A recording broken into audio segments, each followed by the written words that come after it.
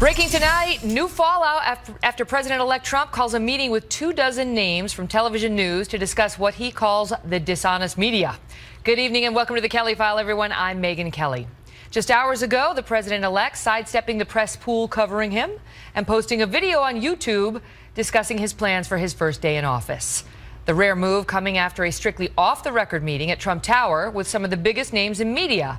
Mr. Trump's issues with the press during the campaign are well known, and there are reports of some heated moments in that boardroom today, but in large part, the talk was apparently serious and productive. Just ahead, we'll be joined by Kellyanne Conway, senior advisor to the president-elect's transition team, who was in that room when the meeting took place. We'll speak to Ms. Conway in a moment, but first, Trace Gallagher with the details on what happened inside of Trump Tower today. Trace? You know, Megyn, the media was simultaneously accused of lifting Trump up, tearing him down, and in the end, putting his odds of winning at close to zero. Donald Trump responded by using the media as a punching bag, firing up crowds at his rallies by slamming networks and newspapers and taunting certain journalists. But today, a 75-minute meeting with the top network brass was described by Team Trump as excellent and unprecedented. Watch.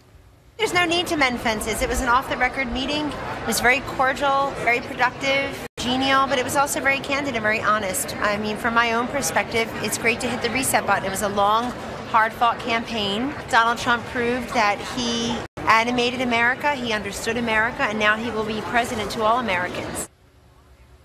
And when she says off the record, it means the substance of the conversation is off limits, though sources tell Politico there was some airing of grievances and that at times the conversations got a bit heated, but remained civil throughout. And Donald Trump told the networks he was simply looking for fairness.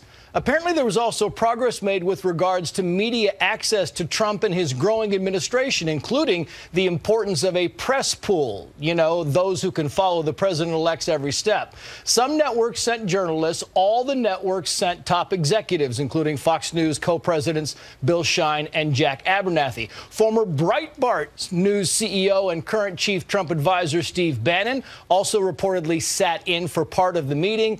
And tomorrow, the New York Times has both off and on the record meetings with Trump, who now commonly refers to his hometown newspaper as the failed New York Times. But we should note in recent months, Trump has given the Times ample access. And finally, as for when Mr. Trump will hold his first news conference, we're told it'll be, quote, soon. Megyn. Trace, good to see you. Joining us now with more, Kellyanne Conway, senior advisor to the presidential transition team. Kellyanne, great to see you. Thank you, Megyn. So what does that mean, fairness, right? Because I'll venture a guess, as we saw a lot of those executives going in. For the viewers, we saw a bunch of Fox News executives going in there. We saw Jeff Zucker, president of CNN, standing there, just in case you don't know those faces. So there was all the muckety-mucks from all of the media, cable, broadcast, you name it. What is fairness to Trump, to President-elect Trump? Fairness is actually not having presumptive negativity written about you and always assuming the worst about you. And I think that Donald Trump has faced an unprecedented avalanche of critical coverage when he was running. And frankly, I think in part, he owes his victory to that. There was a backlash against the elites, a backlash against those who were telling Americans what is important to them. This statement, this transgression, this issue, whereas if you look at the Fox News polls, CNN, ABC, NBC, everybody was there. CBS polls, you see that Americans were very focused on jobs in the economy, healthcare, immigration, terrorism.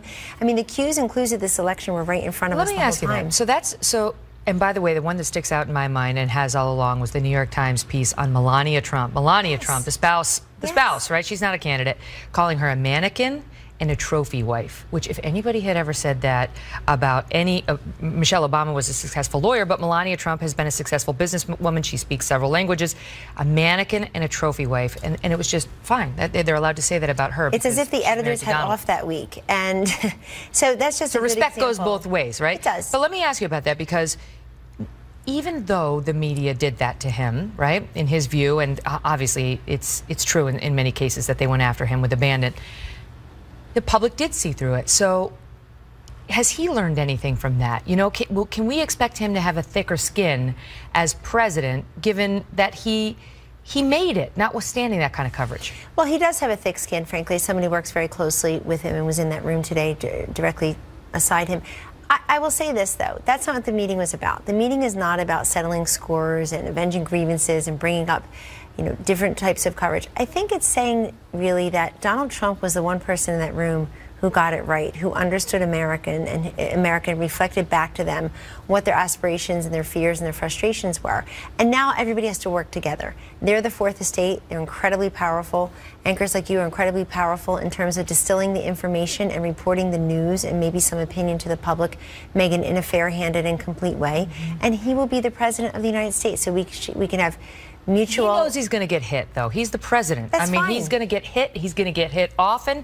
He's not going to like it. That's the way it works, That is the way it works, but it should be relevant to the job, and it should be relevant to the voters. And I have to tell you, as someone who was like a chief spokeswoman for him and his campaign manager, it wasn't always relevant to what Americans out there were telling us at rallies or telling pollsters behind the scenes concerned them. But I actually, having sat there, I thought it was very cordial, very genial.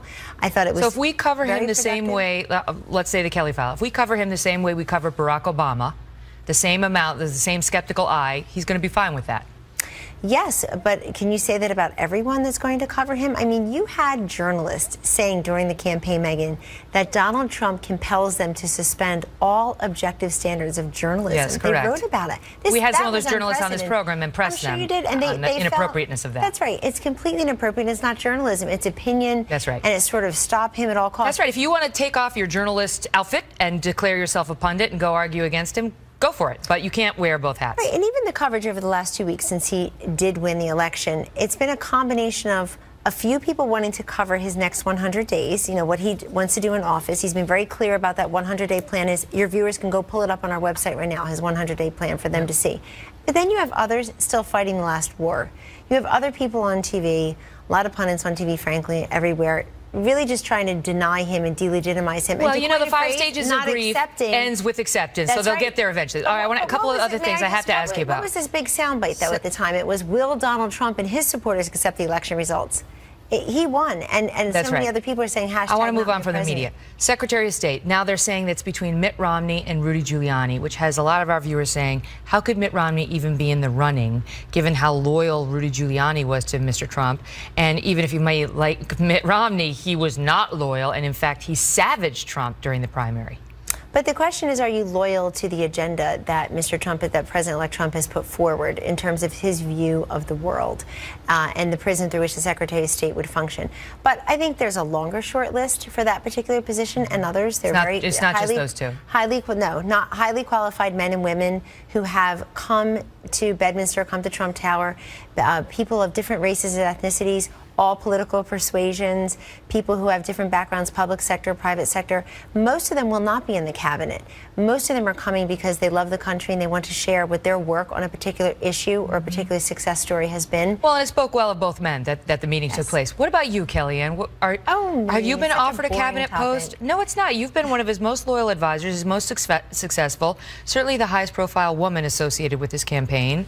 Has he offered you a position? He has offered me a position very early on. In fact, the election night or the wee hours of Wednesday he did. And is it a senior position? It is, and I am I'm humbled by that. I think that it's everybody's dream to serve their nation at the highest level if they can, but I have 4 small children and I need to balance all types of personal and professional considerations, but I'm deciding where I'm best for this president-elect and this vice president-elect in due course. But there are many qualified men and women who can serve him at the highest levels.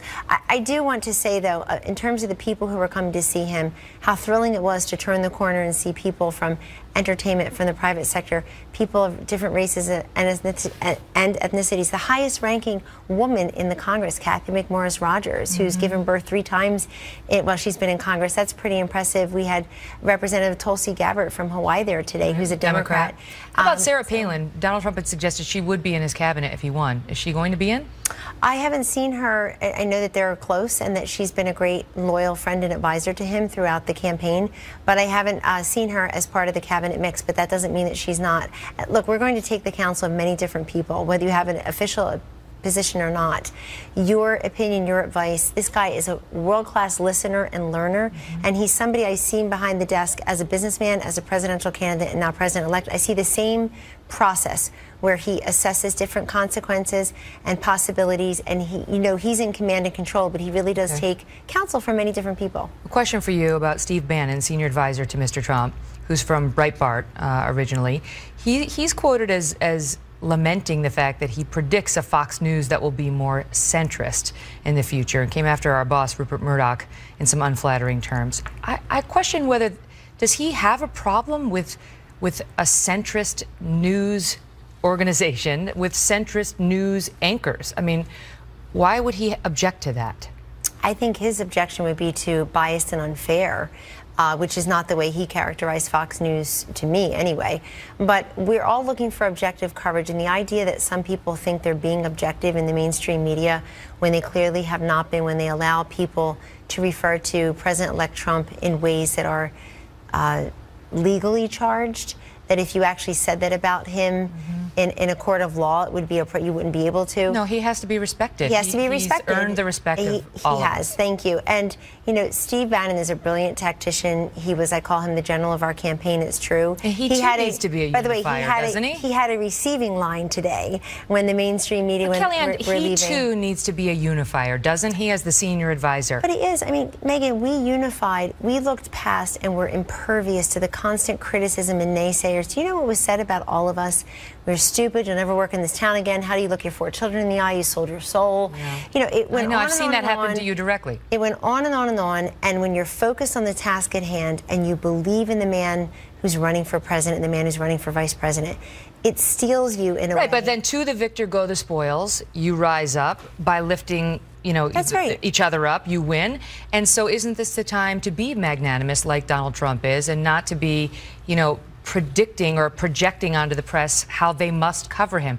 They're going to cover him how they see it, you know, how they see fit. We just want it to be objective consistent and fair. with what they've learned. We want it to be an ethical standard. Yes, and Megyn, we want it to be a post-election coverage of the president-elect. That's the point here. The campaign is over. The people have spoken, and this man busted through a blue wall that nobody expected. He won states like Wisconsin and Michigan and Pennsylvania, which should have been Hillary Clinton's the whole time, and they were his because of the message, because of the way he's a master communicator. Yep. And a master connector, and but we don't get paid to cheerlead for him. No, we get paid to cover him. I don't expect anybody here to cheerlead for him. I expect us to have platforms like this where we can fairly and effectively and respectfully come in and state the case on his behalf. Amen. Thank you. Agreed. Thanks for having me. Great to see you. Also tonight, the critics are zeroing in on Senator Jeff Sessions as the president-elect's pick for Attorney General. And up next, Sheriff David Clark and Eric Guster take up both sides of this fierce fight. And then there has been 24 hours of backlash after this fashion model decided it would be appropriate to mock our next First Lady, Melania Trump, on a major network broadcast. Her accent, her intellect, apparently.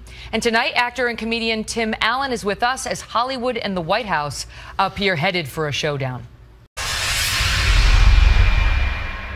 He's going to need a very thorough vetting. Many of those statements, they're old, but they're still troubling. And the idea that Jeff Sessions is just because he's a senator, he should get through without a series of very tough questions, particularly given those early things, no way. That was Senate Minority Leader-elect Chuck Schumer making news by vowing to, quote, thoroughly vet Alabama Senator Jeff Sessions.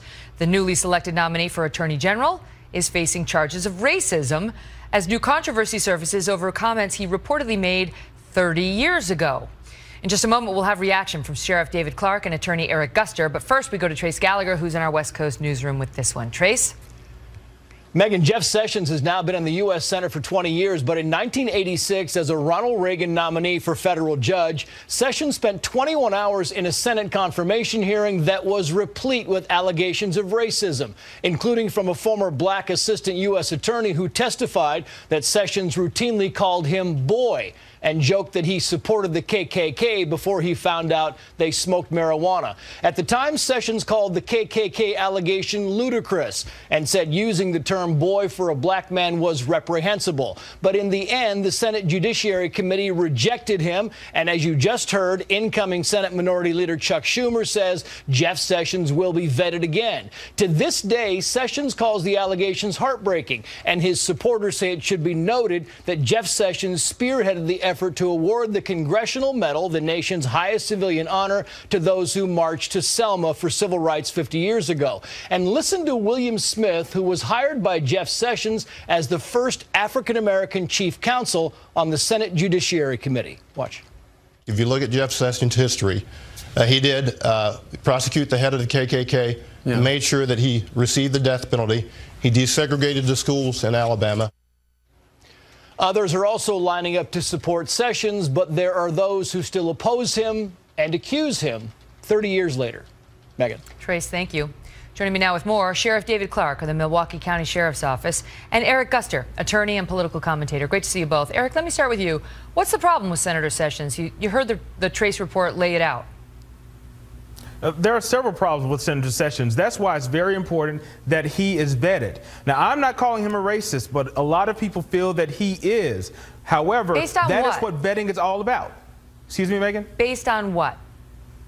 Based on his history. When you have a person who worked with someone and called them boy, or who allegedly supported the KKK, which he denied, and that's the purpose of vetting. That's why it's very important that through this process, for him to become Attorney General, that he's properly vetted, that people who have testimony that could go to his character are brought forth and under sworn testimony and told exactly what they're saying and what he may have said. So, Megan, he would be the Attorney General, the person in charge of civil rights litigation for this nation. That's why he must be one that is fair for everyone, that is not has any racial bias or racial type of leaning, and he's very fair to everyone. That's why he would be everyone's AG. Sheriff Clark, anything wrong with vetting? Oh, no, nothing wrong with vetting, but let's be fair about this. Look, President-elect Donald Trump could not have found a more fair, qualified, committed to the rule of law and equal justice under law for everybody than Senator Sessions. I got to know Senator Sessions, worked with him on several issues on Capitol Hill. Look, I wasn't around in '86, but most of those allegations have been discredited up to now. And this man, this fine man, and I'm tired of people having their character assassinated by this almost like a sport that the left likes to play. When you can't beat somebody on the merits, just throw the R word up there and then watch them scream and squirm and try to get out of it. There's only three things in life that just a mere allegation of can be career destroying. It's to be accused of being a domestic abuser when it's not true, a child molester when it's not true, or a racist when it's not true. Look, Senator Sessions will be confirmed. It'll be tough, but there's nothing wrong with that. But I get tired of this R word being bandied about, like I said, as if it's some sort of sport. Eric, why would he put the head of the KKK in jail? Why would he go after the head of the KKK and do all the things you heard outlined in that Trace Gallagher report if he were some racist? Right, and not only that, he sought the death penalty. She asked me the question, Sheriff. For that Klan member who killed a young black boy, Michael McDonald. And also, just because he helped desegregate the schools. Senator Sessions helped desegregate the schools in Alabama. You know, he spent the last 30 years. Look, nobody's perfect. If he made some statements, he called somebody boy. Don't worry, Eric, Megan, I refer to myself as that. Can I answer the question, Megan? Where are you from? I tell him, I'm a Milwaukee boy. Okay, if some people are offended by that, I get that, but that's being hypersensitive. Oh my God! We need to knock this stuff off. Just because he did his job, and he needs to be vetted. Just because he did his job, vetted on his qualifications. Just because he did his job. The Attorney General. But let's give Eric the floor now. It's his turn. Go ahead, Eric. Just because he did his job does not mean he has a lack of. Just because he did his job that one time does not mean that he is not racist. That is why he needs to be vetted. I am not saying that he's a racist. However, he does have a history of not doing things that are fair to all people. That is why so many on the left want to make sure that he is properly vetted, that people are brought in to testify whether or not. Don't just issue broad statements like that. What specifically has he done that's not fair to people? He prosecuted several people who were registering voters, black voters, and claimed that they were doing things illegally, which is not true. He also, I'm from Alabama, so I know the history of Jeff Sessions, and I'm very aware of the things that he is accused of 30 years ago. And just because something happened 30 years ago does not mean that it's too far away that it's not relevant now, because this is the Attorney General's position where he is in charge of civil rights litigation, and we have such a broad lane of racial injustices happening that we need help. Well, we'll find out, because judges and juries would have had their say in those cases.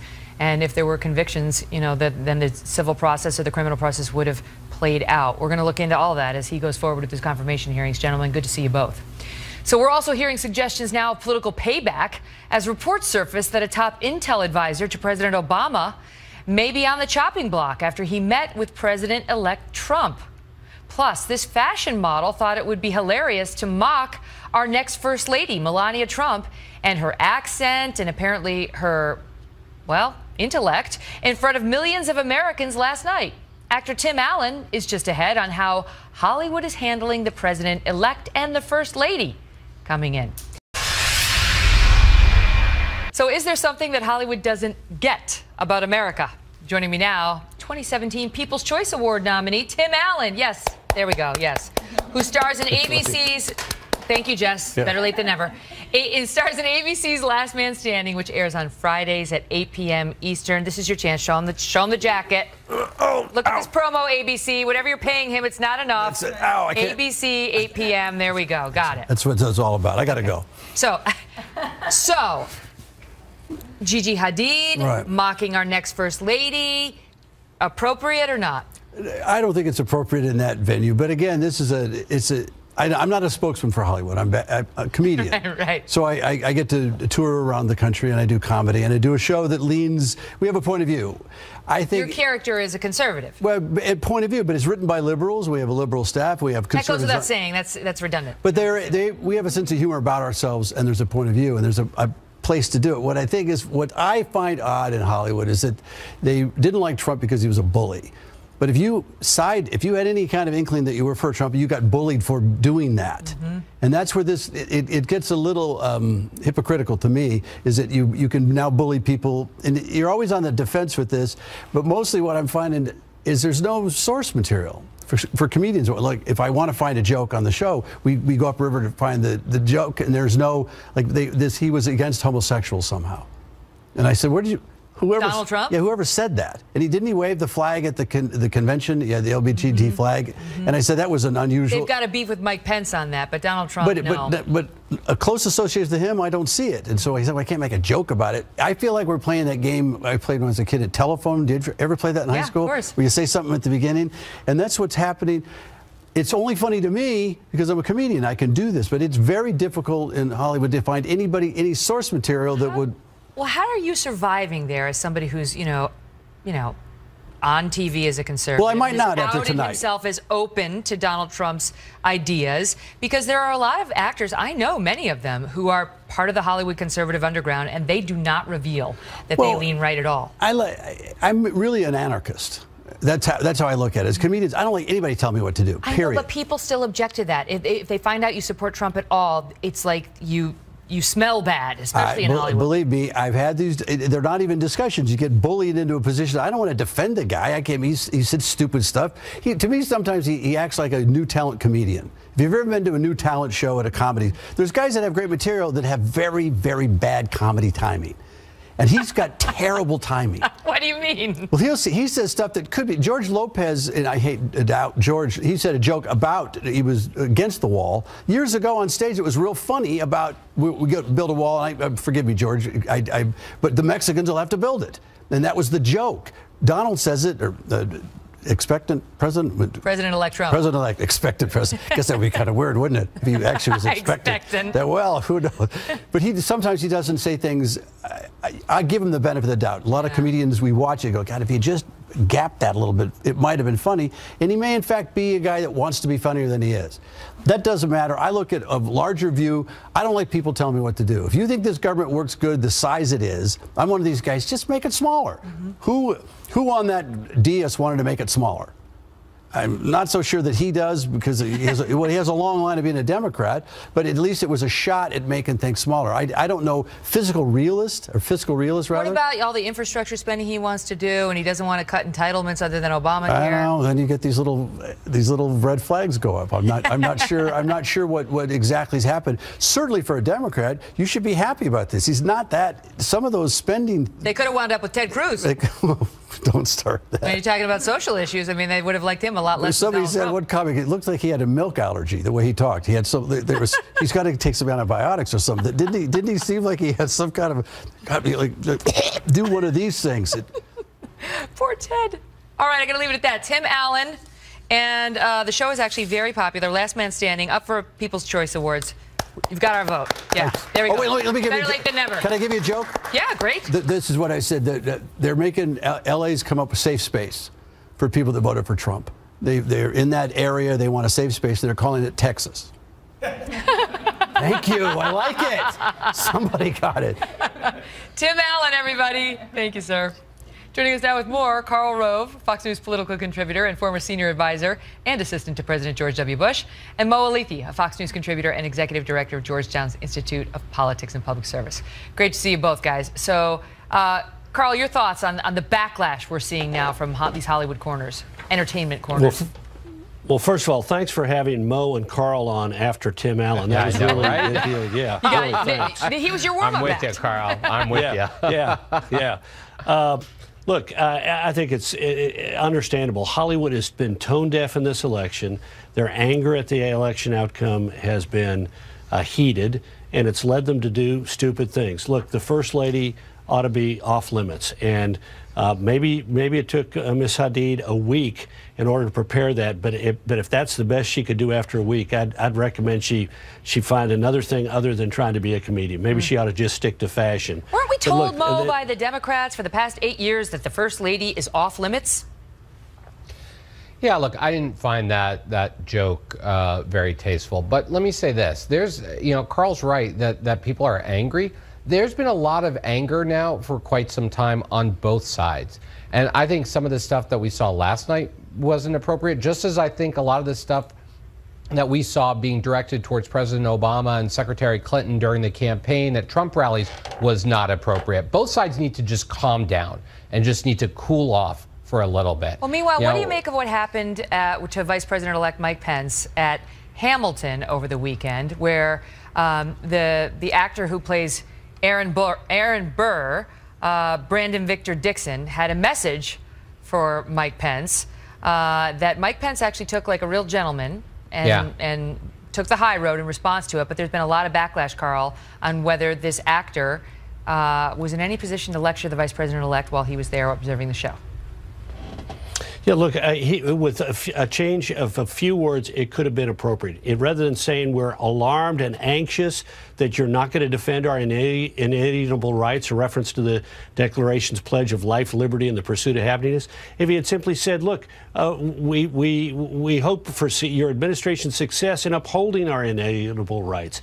And rather than saying, we hope that coming here tonight inspired you to uphold our American values and to work on all our behalf, what if he'd said, we hope that you're inspired by what you heard tonight as you work on behalf of all Americans in our common country.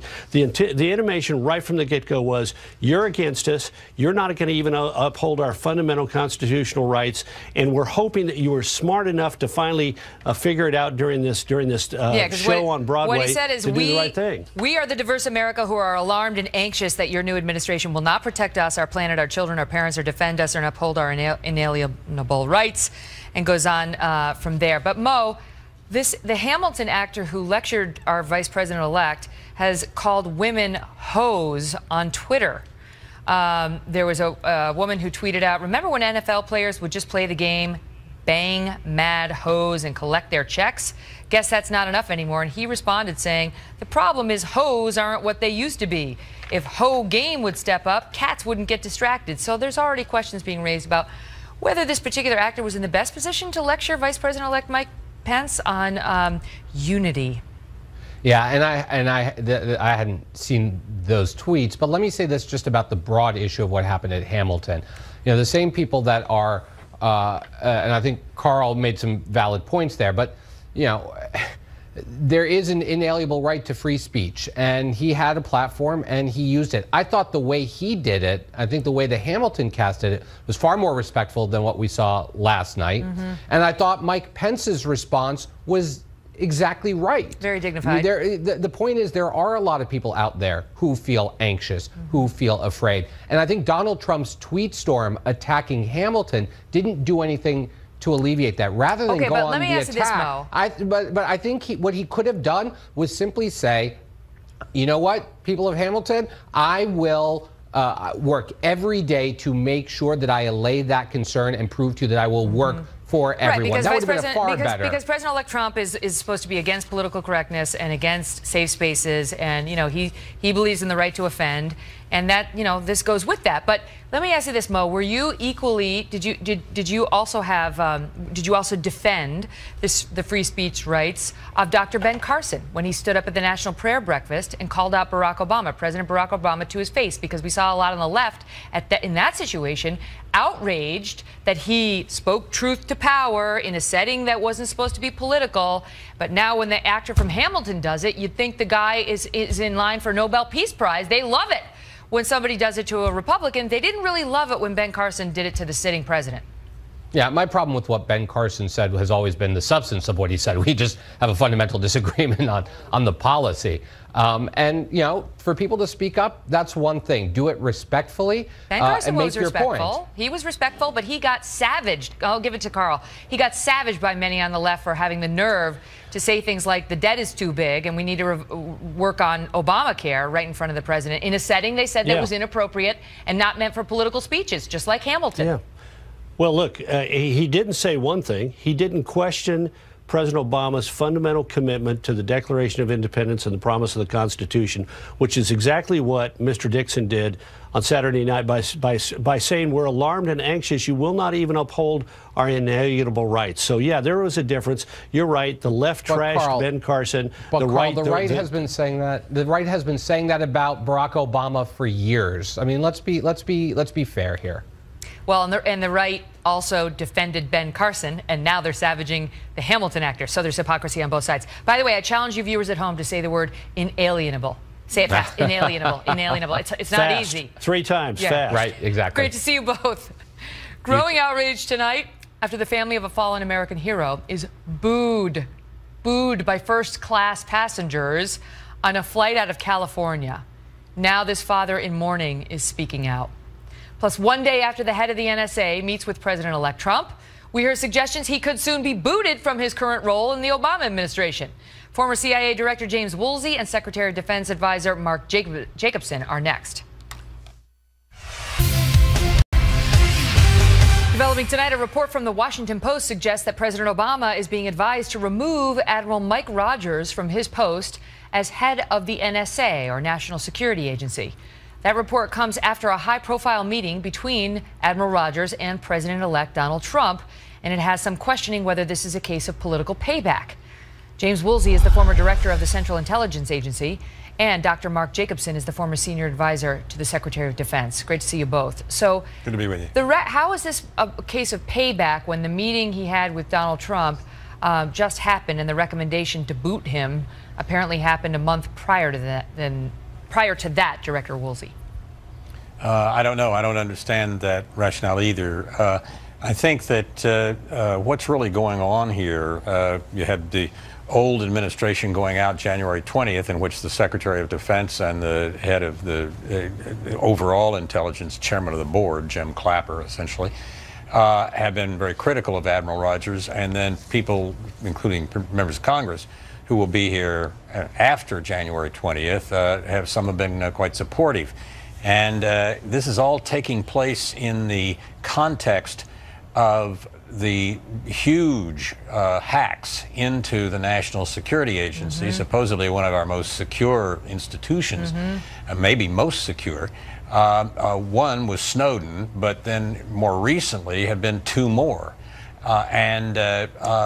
Including on his watch. That's the problem. Yeah, and a lot of people are really bothered by this. I mean, Office of Personnel Management let me know that my background files had been hacked, and I tried, in filling out the form to replace them, a friend of mine on the same panel I was on, this is an advisory panel for the Defense Department, a friend of mine had to fill out 187 pages. And whatever the answer is to having these losses that we've had in the hacks, it's not 187 pages to fill out your form. Dr. Jacobson, do you see this guy as a controversial figure for Trump's administration? Well, I think Jim's right in the sense that there are a lot of bad things that happened under Rogers' watch. He was expected to really clamp down on the security situation in the post-Snowden era. But what does concern me, though, is that Rogers thought something was slightly wrong in the sense that he decided to take personal leave to go see President Trump. As I think many people know, Rogers has a long relationship with Mike Flynn, the incoming national security advisor who's close with Trump. And I think it sets really the wrong tone. Wasn't it like a day? I mean, who cares? Well, again, I think that this happened, at least the reasons for the recommendation that Rogers be removed happened long before. But there's something amiss here. I think you're seeing the Trump team consciously going after generals and admirals who've had disagreements with the Obama administration.